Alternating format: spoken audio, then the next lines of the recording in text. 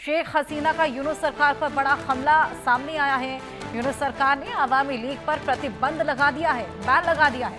आतंकवादियों की मदद से यूनुस सरकार शासन कर रही है। यूनुस ने बांग्लादेश और लोकतंत्र को तार तार कर दिया है। ये बड़ा आरोप शेख हसीना सरकार द्वारा यूनुस ने बांग्लादेश और लोकतंत्र को तार तार किया। हालांकि नाकामी हम सभी ने देखी, जिस तरीके से पूरी तरीके से नाकाम तमाम फेलियर्स यूनुस सरकार के सामने आए।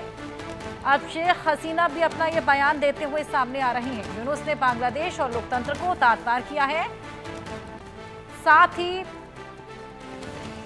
नाकाम साबित हुए हैं पूरी तरीके से।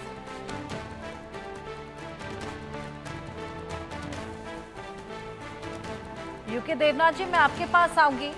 अभी जिस तरीके से हमने तमाम फेलियर्स यूनुस सरकार के देखे, अगर यूनुस नहीं तो कौन सी पार्टी वहां पर, या कौन सा एक पॉजिटिव चेहरा आपको लगता है जो वहां के हालातों में अब सुधार कर सकता है? और वकार उस जमान को लेकर आप क्या कहेंगे?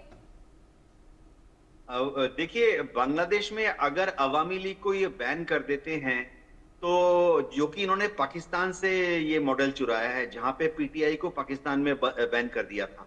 और शेख हसीना को अगर ये इलेक्शन में मौका नहीं देते हैं, वो भी इन्होंने पाकिस्तान से आइडिया चुराया है, शायद आईएसआई नहीं बोला होगा। तो हो ये रहा है बांग्लादेश में कि अगर अवामी लीग इलेक्शन नहीं लड़ती है, नहीं लड़ने दिया जाता, तो एक ही political party, national political party बचती है, वो है बीएनपी। और बीएनपी का ऑर्गेनाइजेशन अच्छा है, मजबूत है, और 1975 के बाद से वो कई बार पावर में आ चुके हैं। खालिदा जिया के वहां पर बहुत स्ट्रॉन्ग सपोर्ट है।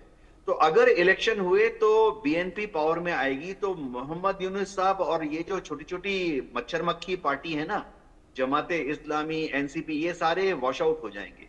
इसीलिए मोहम्मद यूनुस के ऊपर दबाव डाल रही हैं ये छोटी छोटी पार्टियां कि इलेक्शन मत कराओ। इलेक्शन करने के पहले ये चाहती हैं ये लोग, ये जो अलग अलग छोटी छोटी पॉलिटिकल पार्टीज हैं जो कि मोहम्मद यूनुस को पावर में रख रही हैं फिलहाल, कि बांग्लादेश के कॉन्स्टिट्यूशन में एक बड़ा फेर बदल किया जाए। तो वही बात है कि अगर वहां एक इलेक्टेड पार्लियामेंट नहीं है, तो कॉन्स्टिट्यूशन में कैसे फेरबदल कर सकते हैं? ये इस तरह का एक बांग्लादेश में कॉन्स्टिट्यूशनल अमेंडमेंट लाना चाहते हैं, जिसके तहत शायद भविष्य में हिंदुओं को सेकुलर मानते हुए वोट देने का जो अधिकार है वो हटा लिया जाएगा। क्योंकि बांग्लादेश में क्या है कि उनकी आबादी में 1.5 करोड़ हिंदू बहुत ही प्रोमिनेंट रोल अदा करते हैं। तो और एक और चीज जो बांग्लादेश में अभी लगातार पिछले 8 महीने से हो रहा है, कि जो भी सेकुलर फोर्सेस थी, अवामी लीग के ज्यादातर सपोर्टर्स सेकुलर है। प्रोफेसर तेजावत मुझसे ज्यादा जानते होंगे, बांग्लादेश की जो यूनिवर्सिटीज हैं, चाहे Dhaka university, Chattogram university, Jessore university, Khulna university, इन सब में जितनी भी एकेडमिशिया है वो सब सेकुलर हैं। भले ही मुस्लिम हो, लेकिन वो नरमपंथी होते हैं और धार्मिक विचारों को कभी सामने नहीं आने देते हैं।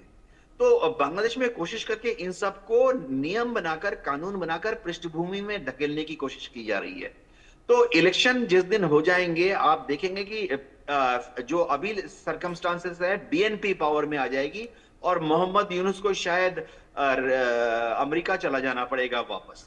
जी बिल्कुल सर, बहुत अच्छे पॉइंट्स आपने रेज किए। 5 सेकंड का समय चाहूंगी, दोनों के पास वापस लौटूंगी।